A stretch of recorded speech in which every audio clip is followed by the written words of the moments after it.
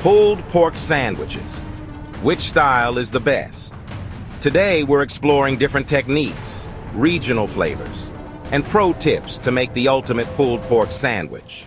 Stick around for expert tricks. Pork shoulder, also known as Boston butt, tender, juicy, and packed with flavor.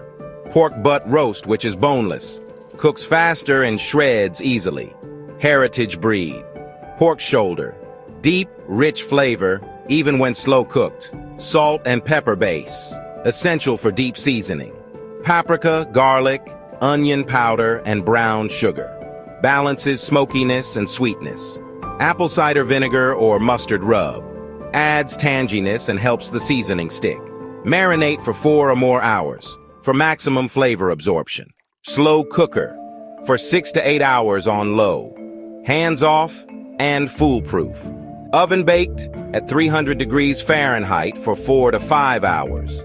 Even heat distribution. Traditional smoked at 225 degrees Fahrenheit for 8 to 10 hours. Authentic barbecue flavor. Carnitas style. Fried in lard.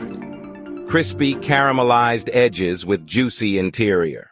Classic BBQ sauce. Tangy, smoky, and slightly sweet. Carolina vinegar sauce. Bright and acidic with a peppery kick.